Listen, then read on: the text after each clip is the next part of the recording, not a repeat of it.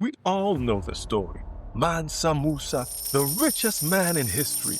The king who gave away so much gold, he crashed an economy. But what if that story is a distraction? What if the real secret to his fortune wasn't what he had, but how he used it? To uncover the truth, we're going to test 4 common beliefs about his wealth. Let's start with the biggest one. True or false? Mansa Musa gained his fortune simply because he owned gold mines. This is false. The gold was just the raw material. The real fortune was the system he built. Think of him not as a king, but as the CEO of Mali Inc. He controlled the trans-Saharan trade routes and taxed every single caravan that passed through. But a CEO needs a management team, right? He had a network of provincial governors and specific officials whose entire job was to manage the gold supply and tax collection. Yeah, I know the Game of Thrones part of your brain is saying master of coin, and you're right. He also had a standing army that patrolled the routes, not just for defense, but as a security force for his economic assets. This bureaucratic machine is what separated him from every other warlord with a mine. It's the difference between a sole proprietorship and a multinational conglomerate. Therefore, his wealth wasn't passive, it was a constant flowing river of revenue from a brilliant economic machine. Okay, so he built a system. This leads to our second claim. True or false? Mansa Musa's famous pilgrimage was just a religious trip where he was carelessly generous. This is also false. What if it wasn't carelessness, but a calculated demonstration of power? Egypt was a rival. By flooding Cairo with gold, he proved he could single-handedly destabilize their economy. But let's break down how brilliant that was. Contemporary accounts from Arab historians describe this scene. The market was flooded and prices stayed inflated for over a decade. This wasn't a brief dip. Think of the leverage this gave him.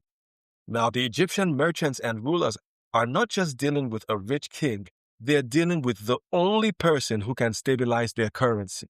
He positioned himself as the central bank of the region.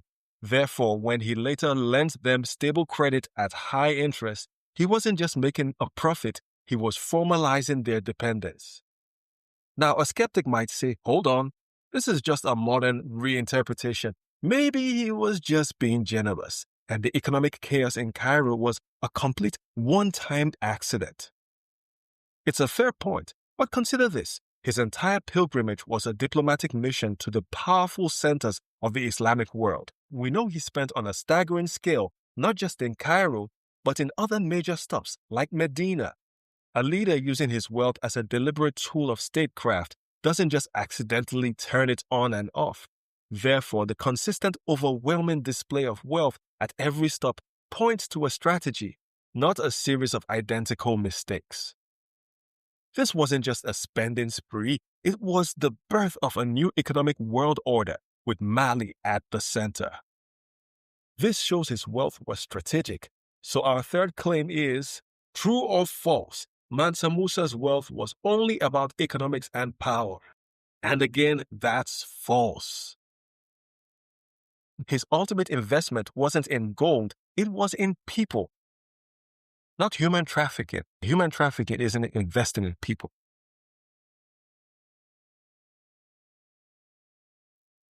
He used his wealth to turn Timbuktu into a global center of learning, attracting the brightest minds in law, science, and medicine. Therefore, his true legacy was intellectual capital. He was funding the R&D department for his entire civilization, ensuring its longevity and influence far beyond his own life. So after all this, we have our final biggest myth. True or false, Mansa Musa was just a lucky king who happened to be born on top of a gold mine. That is absolutely false. He was not lucky, he was a genius.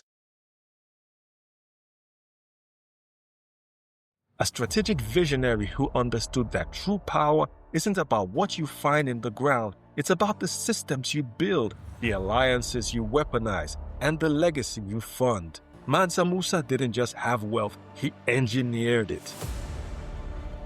Now, if you found this enlightening, then join me. I designed this channel for people who don't have enough time to do the research, but would love to be more enlightened about Africa. Every episode is a new chance to test what you know and, of course, rethink what you thought you knew. Be sure to like, subscribe, and come back next time where we test your knowledge on something entirely different.